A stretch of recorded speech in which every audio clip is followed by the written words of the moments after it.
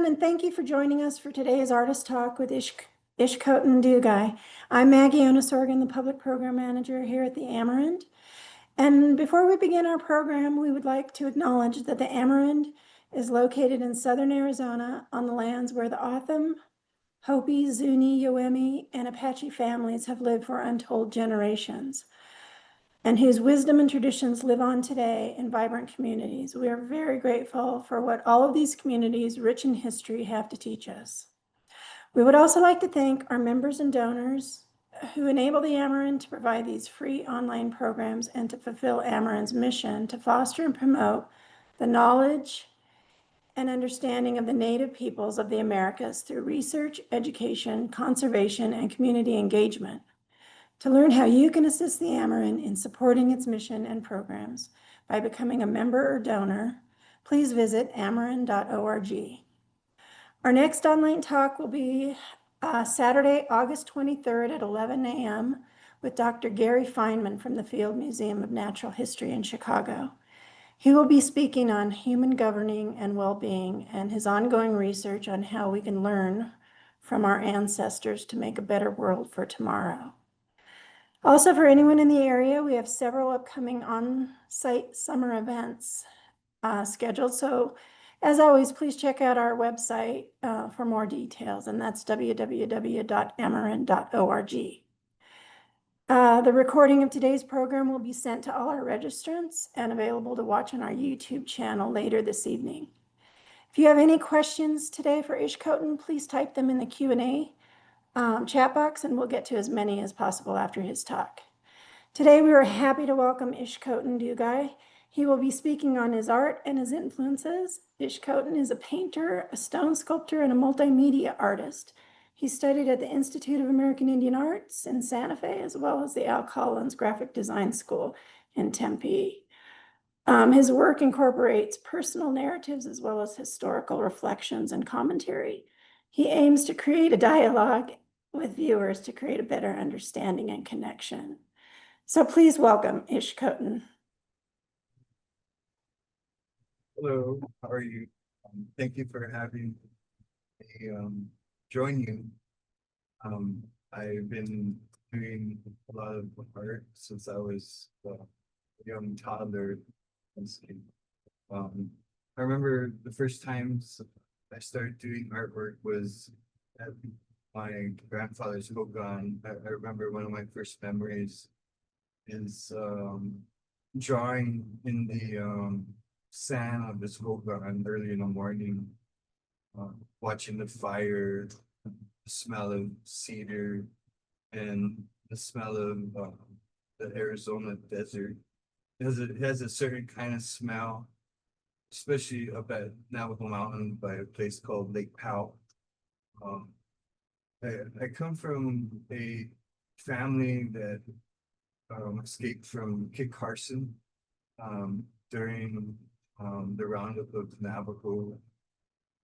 There's a family named Dougi is the last name. They escaped from Kit Carson to Navajo Mountain. And that's where I grew up checking out, artifacts. There's like ruins there that haven't been documented. My great grandfather was lived to be over 100. My other great grandfather that escaped that helped. He lived to be documented by Jerry Jack of Arizona Highways to know the time and day of his death. So the rumor went across the reservation, and he became famous because he knew the time and day he was going to die. So Jerry Jack heard about this and went and documented his death as a non-suicide, but as someone who knew the future. So that's kind of a little background on my father's side, a place called Navajo Mountain, Utah. And on my mother's side, I grew up there in Dulce, New Mexico. Later, in my teenage years, And it was where I learned how to manipulate two-dimensional surface as a way of freedom. You know, I remember as a teenager, I would do little murals on my wall in my room. And I think that was like the beginning of my thinking as art as a free tool and movement to freedom of expression, you know, but as a teenager, everything is a free tool of movement and expression, you know, down to your clothes, music. And I ended up hearing about a place called the Institute of American Indian Arts. And I went there and I knew about the Institute of American Indian Arts and Fritz Shoulder and other famous artists. I grew up around the art movement, not knowing that it was a movement of a way of being able to um, be non-shackled, I guess, by having to only have a job.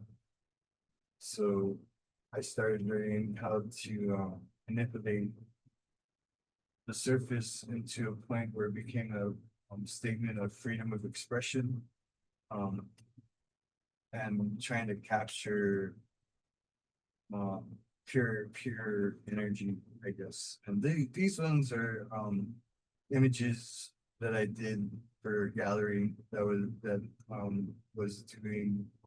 He asked me, well, can you do like normal images?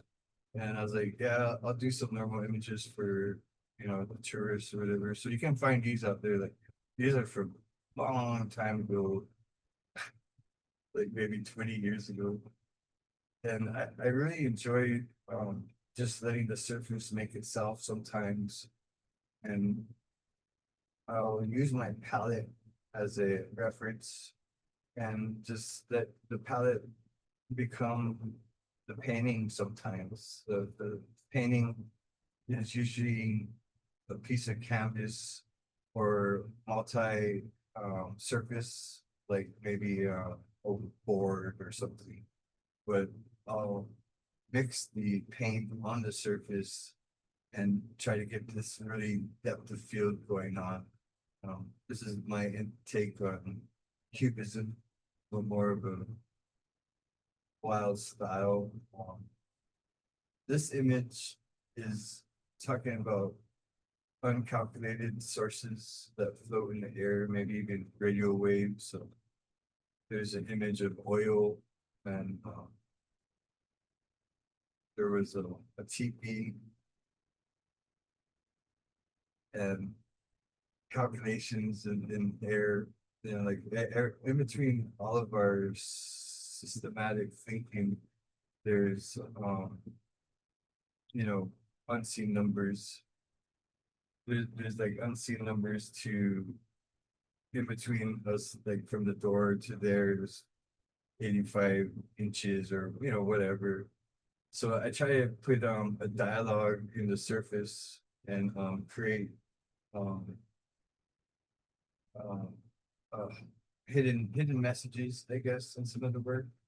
And with my sculptures, I enjoy doing manipulation of surface with shadow, and I have a lot of hand tools I use. I try not to use too many power tools because at the beginning I was nomadic, you know, nomadic artist sort of. I can make a sculpture out of anything like MacGyver, you know. And then also it's pretty wild to be able to know the elements to put into the sculpture in order to create a piece of fine art and be able to approach galleries and museums to show my work. Most of my work is found privately, you know. A lot of the museums that, well, most of the gift shops and the galleries that I've shown in um, have have brought me to where I am now in freedom of expression, my surface.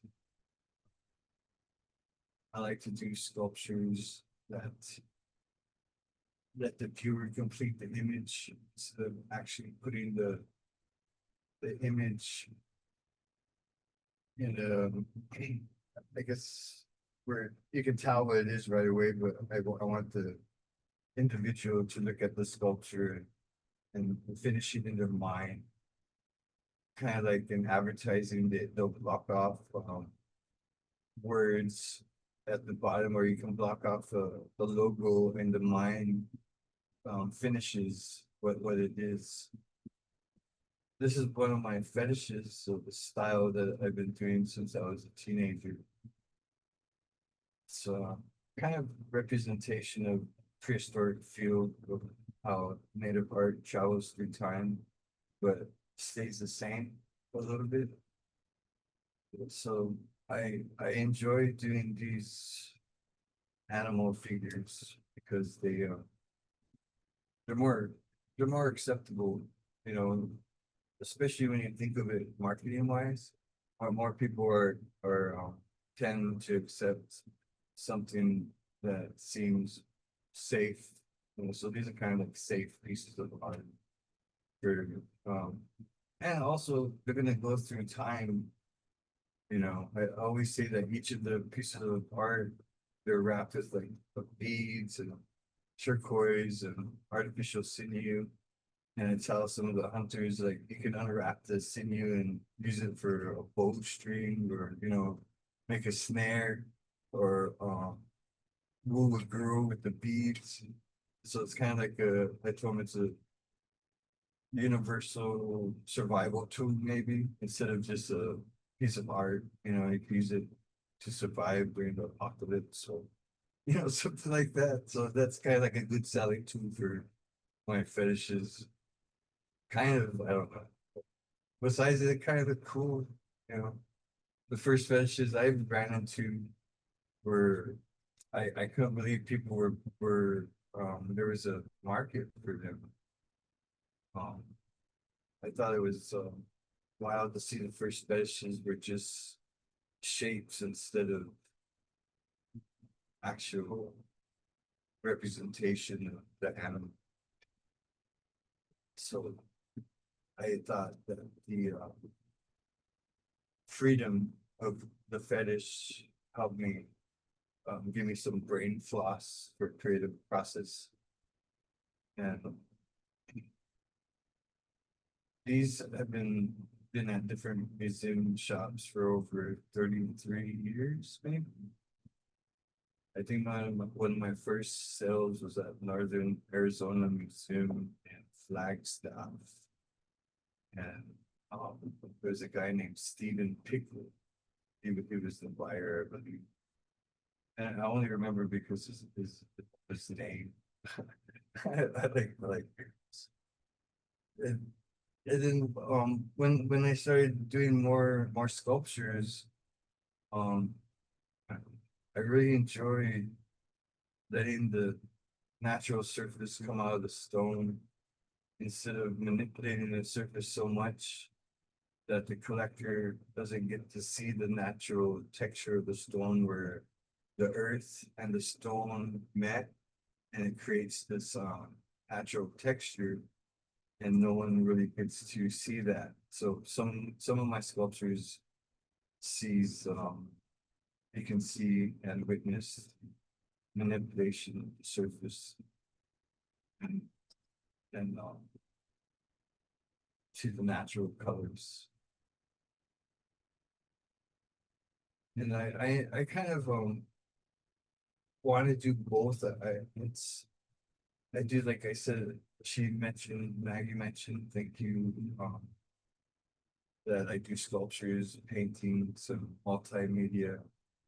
It's all because you can't, I don't like to just um do one idea. There's like so many ideas to do out there that it's hard to um finish. Like I have maybe 20 paintings that I'm painting on at one time, or 5 or 6 sculptures that are in the works. And I enjoy that. It's gonna be, these are gonna travel through time. All the artwork is kind of based on, um, I hope that it can help people in the future that are indigenous.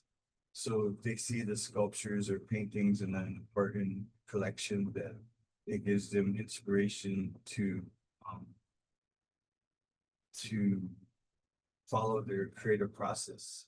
You know, either go to school or figure out a way to open their valve of creative energy. I remember seeing a painting or a photograph. I think it was this guy named Jesse Ed Davis. He was in New York, and there's a picture of him hanging out with all these famous people, you know, and it really impressed me because the only way I knew he was native was because he had a beaded belt buckle, and his hair was long, and he had this vest on, and everybody looked like they're having a good time, and I was like, wow, being an artist can, you know, give you a lot of freedom. But like when I read excerpts of On the Road or Catcher in the Rye, it kind of made me feel like, well, you really don't have to follow the norm, you know. So that's what a lot of my paintings are. And like paintings, they start going into fashion. These are earrings. They're painted on wood. But that was like another marketing idea. I thought, I was like, how do I get more people to adorn themselves with my art besides t-shirts and other apparel that I was making before. I mean, printing, and I started doing those earrings, and this is like another safe type I guess sale. I don't know how to express the marketing scheme. And, and I like doing landscapes a lot because there's no archetype or no stereotype in landscapes. Um, these are based on like northern New Mexico, where I grew up at in Dulce. That's where my name comes from, Dulce, New Mexico. It was named after Jicarilla Apache sheriff. His name was Ishkoten Dougi. Unfortunately, he was killed in a line of duty, but he was my great grandfather from Dulce, New Mexico. And that's where a lot of my landscapes are based on. I have done a lot of different types of landscapes. I enjoy hiking a lot from both parts of where I grew up at, northern Arizona, northern New Mexico. This great hiking. This is a series I did. So my idea of Venus de Milo, but that's I grew up Arapaho, and this is Sand Creek Massacre. My dad was a Arapaho from Wyoming, stepdad, and this is Wounded Knee. These are all collected by a same collector in Chicago. This is my version of the long walk. The faces turn to skulls. They're like iridescent paint. So whatever angle you're at. I grew up with this poster, and I painted this version of the poster I grew up with. It's about a guy who was the first Native American to be arrested for hunting on his own land. And this one kind of I got this one. I had it at my friend's establishment. It got banned from from the place by the manager. Um, these are monotypes that I I did I'm a self-taught monotype as a printmaker. This is my buddy, his name's Aaron Freeland. But one day he calls me up and says, "Hey man, I have 3 days of printing. I can't make it. You better go and print for me." And Aaron Freeland has always been like, oh, it's really cool.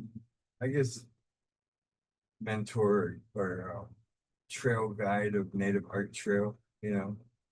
So I learned how to print on the spot. And these are some of the prints that I did from that session. And he was telling me, he goes, "Yeah, good artists usually can get like 7 to 80 prints in a day." And I found out later that like the most good professional artists probably just do one print in their whole session, which is like 8 hours. And I ended up doing like almost 150 prints in 3 days. And it was at a place called Hand Graphics at Santa Fe. And do kind of opened up a new avenue for me because monotypes are just like painting, but it's with chemical ink, and you have to do it really quick. And the chemicals are so strong that you can't really do it over 8 hours without getting liver damage, or something. I don't know, because you're using solvents to manipulate the surface to make the ink pliable, because the ink is like tar, and if you don't mix the ink well, it'll just pull the paper right off of the surface. You have holes in your paper, which you'll find in some of my first works, because I didn't even know how to print, and it was fun doing it on the spot. That's where I really enjoy doing art, is because sculpture, painting, digital design, it's all a good way to release this energy that is given to me through medium, and I like that a lot. And I I blame it on having a studio, because you have to have a good studio in order for the artwork to live, and for the artist to be able to help people. A lot of the artwork that I make, it has bright colors and gold, a lot of metallic, genuine gold. I started doing neuroscience study, not study, but I guess research. And this image right here is pretty cool. But let me finish the neuroscience thing. The gold, I was reading about probably like in the mid nineties, and no, probably like early 2000. I started reading about advertising and the use of color and all this other stuff, how it can attract people who will accept the art because of the elements that you put in the art, like gold or other stuff that creates dopamine in the brain, which is bright colors, you know, and there's other stuff you can look at in neuroscience, even smells, you can, because I used to work at a different um, establishment where they would have like music playing all the time, and they would say psychologically it'd make people buy stuff. So I was like, wow, that's kind of cool. And so some of the work I started doing all deals with that kind of. There was this one lady who did like this field study, saying that at my art show one time, and she noticed that the artwork was making people smile. Even though they didn't buy it, they just walked by and looked at it, but they're constantly smiling. She said that the artwork created happiness. So scientifically good. So I thought that was interesting. And one time I had this dream about Fritz Shoulder, and he um he was sitting in my dream, and he was telling me how disappointed he was with native art.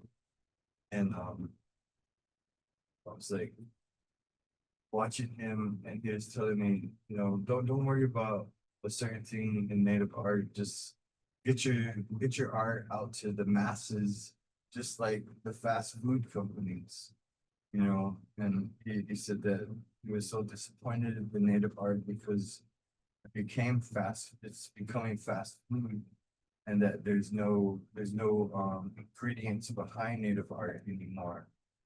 And he was sitting there and he was eating out of a bucket of chicken, and he had his and the portrait there's a portrait of him on the bucket of chicken. And then I woke up the next morning and I designed this image of his self portrait on a bucket of chicken, and I printed out as t-shirts. And I woke up the next morning and I was so refreshed and relieved to have a visit, even though, I met him a couple of times, seen him at lectures. I went to his studio when I was like maybe 4. My mom would take me to IAIA to visit her friends, and these are professors there, I guess. Anyway, we ended up um, enjoying the idea that just get the artwork out there and not worry about um not worry about other stuff. So sometimes I just give my art away. Yeah, it really doesn't. It's kind of a drag though, but like this next one that's coming up, I think I gave this um one of these ones. Well, no, that one went to New York, I think. This is a fun one. After I did this image, uh, I found out that Andy Warhol was a large collector of Navajo rugs, which I didn't know at the time. This is one of my images of manipulation of historical figures, kind of like vandalizing someone else's art that they made money off of native image. So how do we, as native artists, take that image back and um, free it with our creative process? This is a currency that I made in the world. Like, uh, what if the what if the tables were turned, you know, and the natives won, and everything was native, and the non-natives, what would happen with the non-natives? The natives were the successful ones, so it's kind of like there's my answer, with Geronimo, I mean, with you know, John Wayne and his going to have to become tribal and become, you know, the native icons become different, or it's just like kind of a thought of to provoke the mind or wake the mind up to some kind of weird image that makes you think about other stuff. Like, I think about Apache issues as being gigantic and enormous, that native images or native issues are hidden somehow. This is one of what if.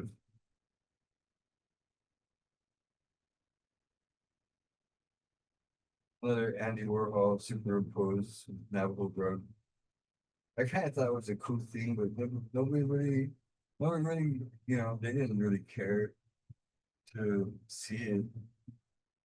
This is my, you know, off off of all native reality, all these companies were made. Just, it's not, then here's some of the gold beef.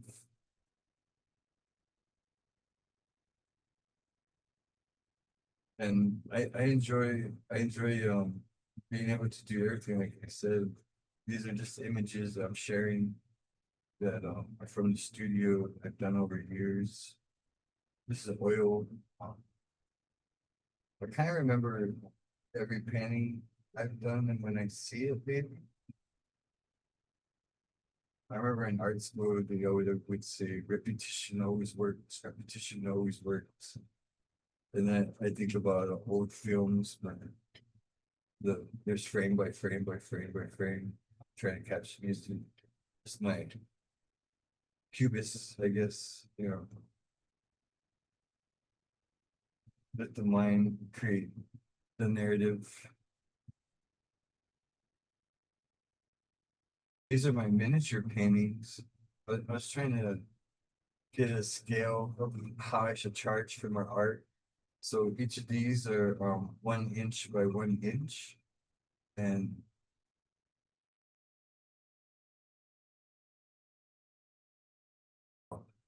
like if you supposedly if we go by the scale by 1 square inch by 1 square inch, which I think the interior decorators charge for art, that how do I get to show people the scale, how to, you know, see how much my art's worth. And that's kind of why I used the gold too at one time during history. Native American artifacts were worth its weight in gold. And um, somewhere down the line, that market changed. Because before they could take any kind of Native American artifact like clothing, shoes, hair, whatever, any kind of native, and they would get money or they would get its worth of its weight in gold. So I always wondered, well, man, it'd be cool to be able to charge my art for its weight in gold. But that's just daydream. This one's a silk screen and also manipulated with multimedia, oil pastel, oil acrylic. Sometimes I would like to, I mix them together just to see what would happen. She works on paper with watercolor, ink, acrylic. I try to make sure that all the art is archival, so it can last over 100 years. So anything that's created, I'm hoping that takes the narrative to the next century. This is I like the archetype of the lodge, the native homes. They're pretty cool. I have one, so I like to paint them a lot. It's a good archetype, kind of like makes people feel safe, like the native issues or something. I don't. It's kind of weird these days. Um, how I'm gonna approach the narrative of my paintings. So I like doing stuff like this too because the art just speaks for itself. It has its own feel. There's really no this one's painted on antique or periodicals from the 60s and 70s. One of my collectors says it's like new leisure art. This is a series I really enjoyed. You never see natives in the bar. in paintings, or whatever, so why not, you know? Again, cubism type, hoping like, just capture pure expression instead of having to worry about what I'm trying to say. I enjoy. And then these are records I've been painting on, vinyl records. Some of them are worth more unpainted on than they are painted, which is pretty cool because it's my way of vandalizing antiques and to making a statement of it, you know. There's words on there that either have to do with my life or stuff that's on the reservation or the stuff I hear in the studio.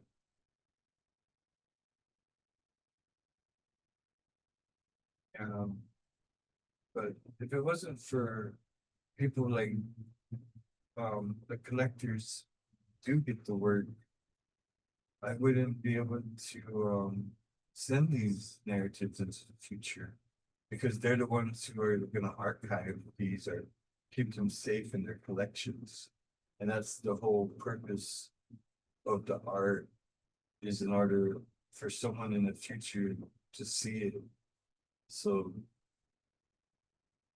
that's what my whole goal is to, and I call it quantum leaping in art, pushing the art into the future.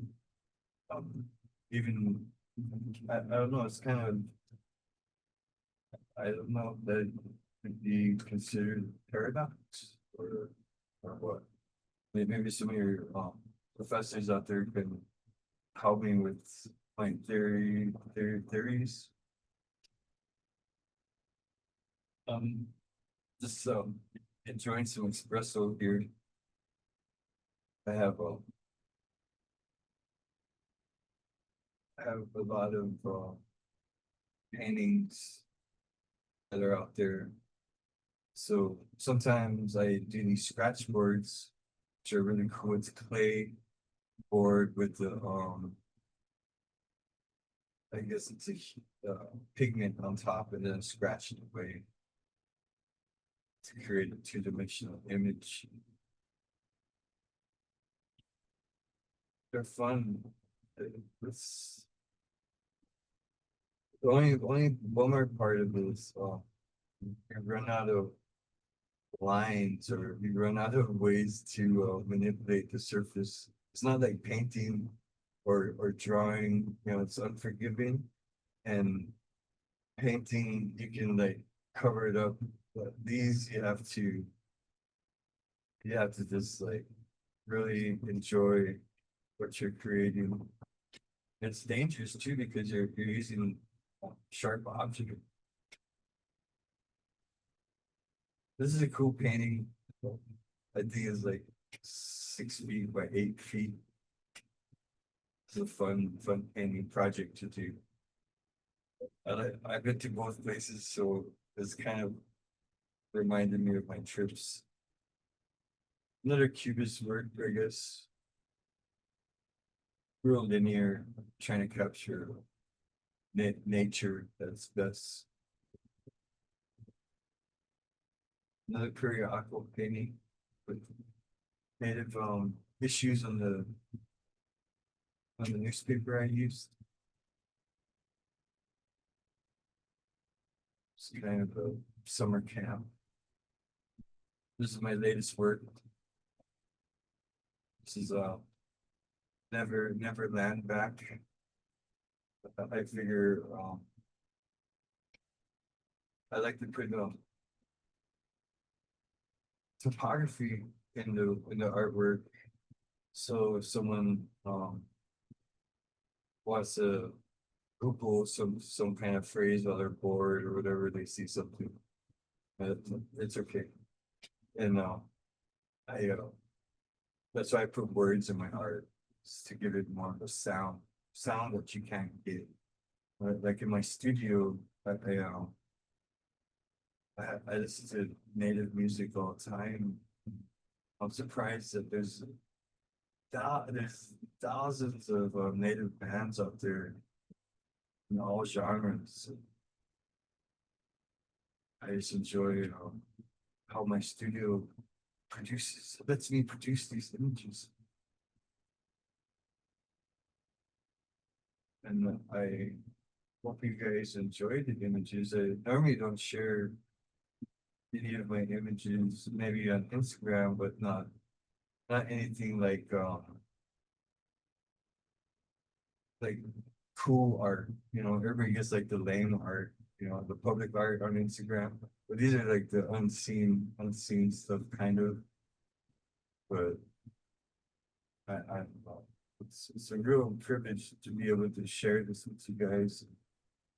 If anybody has any questions, these are painted on um, the surface. It's painted on false walls, stuff that they make walls out of. It's foam and painted on top of it when they had to shut down the cities. I had no choice. I had no place to give me art supplies. So anything I could get was this insulation foam that you can buy from Home Depot, and Home Depot could deliver.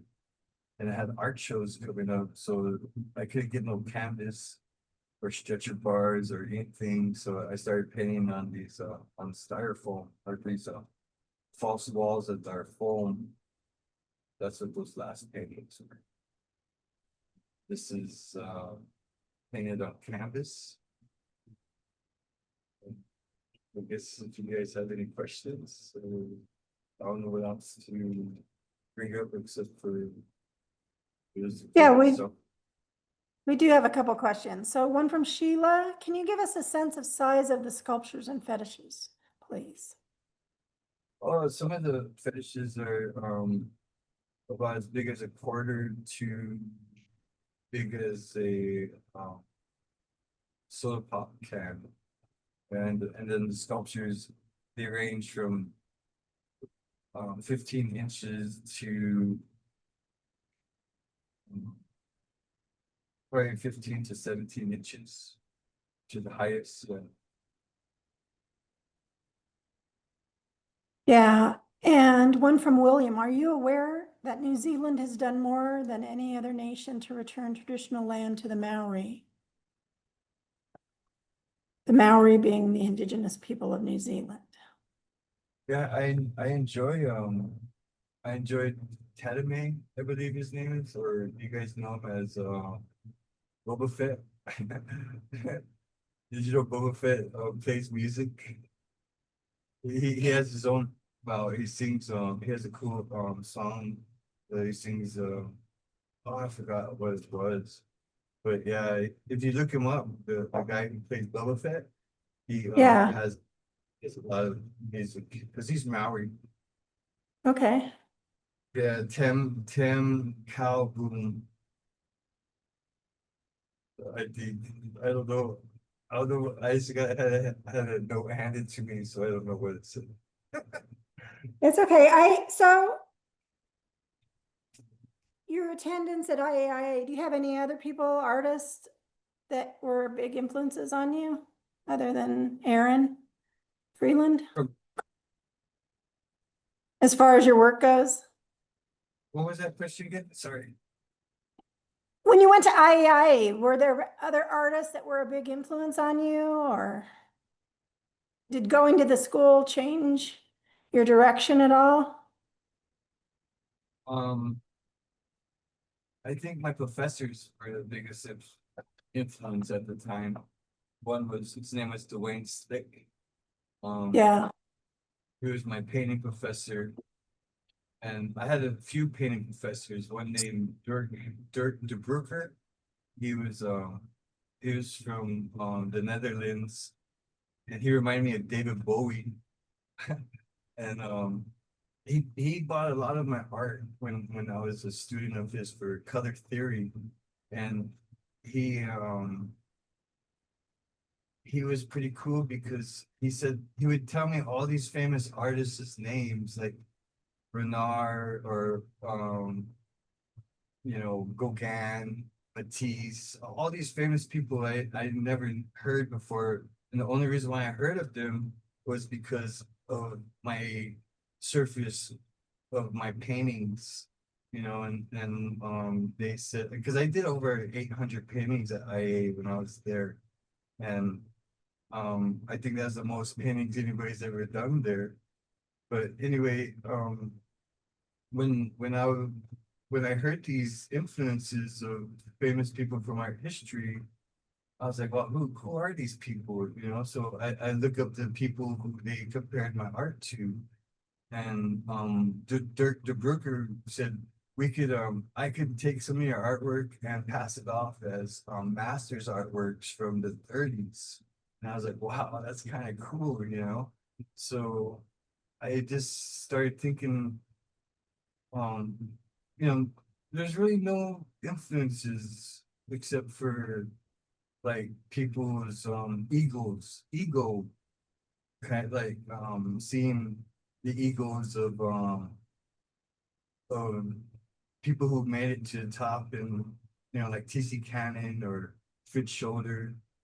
And Yeah. when I found out about Fritz Shoulder, I kind of got disappointed because I found out that his dad was in charge of Carlisle boarding school. And Um, it made me feel sad because he didn't care about the natives enough to free them through art. He just exploited the native image like his dad did, maybe. I don't know. yeah. But with that I learned so much that I learned that native art is a powerful tool, and that we need to use it in order to help people. And that's what it's all about. Like, Yeah. create dopamine with the colors, or create a narrative so people can talk, or giving a space to a native issue without really having to bring up the native issue, because you have like this cool painting that someone wild did, or, it's it goes down to the anthropologists, I guess, or to anthropology, the aesthetic value of when you find that object, and you want to find the history of who made that object, and what was thriving in that society, what did they eat, all that whole aspect. And that's what the artwork is based on, is how do how does this time capsule go into the future, and that's through the righteousness of the collective, you know, that's what it's all based on.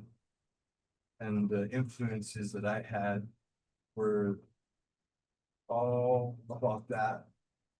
Like when I found the Anasazi ruins, or when I found artifacts on the ground that were made by the Paleo natives, and how all this stuff in my natural reality contradicts science of the world.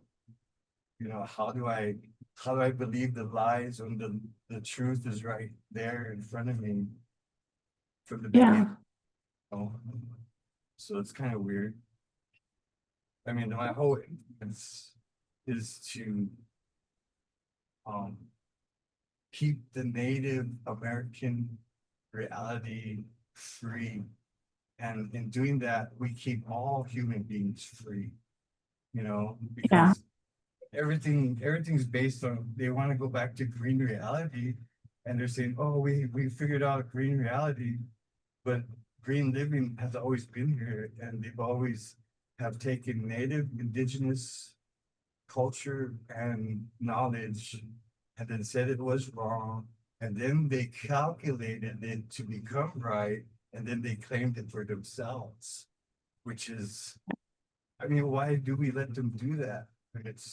I don't know, so that's why I like to stick with the art, and just like, eat my organic foods, paint, and hopefully in the future they figure it out. Yeah. I've got one more question, I think. Let me. Do you have an online gallery where you show your art? No, no online gallery, just Instagram, you know.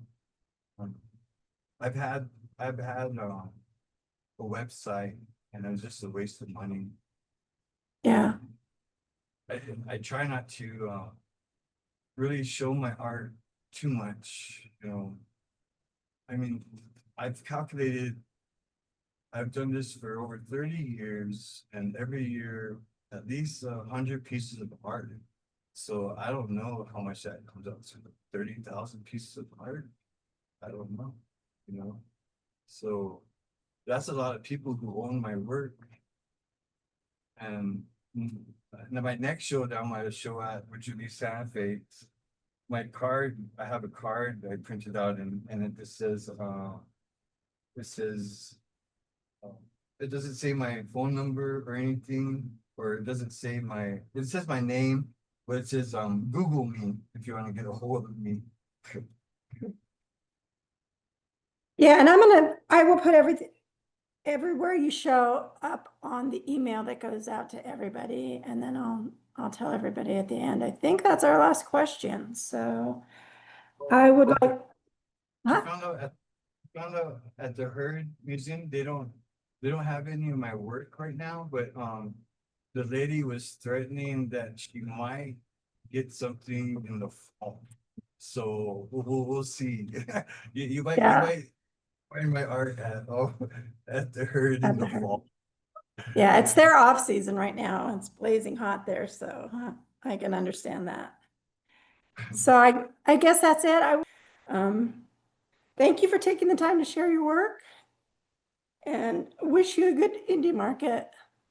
Well, thank you for having me. Yeah, your work's always very meaningful in its content when you look at it. There's always so much more going on than you imagine. I'm sorry, I'm losing my voice.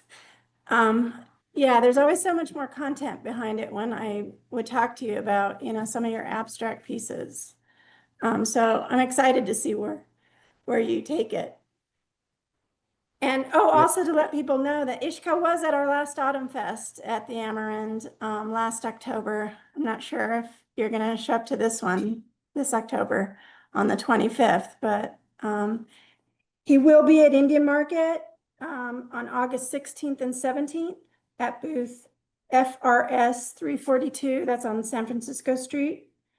You can also Yeah. find his work at the Case Trading Post, at the Wheelwright Museum in Santa Fe, then hopefully at the Herd Museum in the fall, and then his Instagram page, which is at Ishkoten.Dougi. And so I'll turn it off over to you to say goodbye. Okay, well, thank you for having me and enjoy collecting with you collectors out there. Um, feel free to Google me or reach out. I'm easy to find, usually on Instagram or Twitter's fun. You can find my Twitter too. It's just my name. I think I'm like the only Ishkoten in the world, besides one dude who I let be Ishkoten. But if you look at him, you'll see why. Anyway, you guys have a great day and thank you for everything.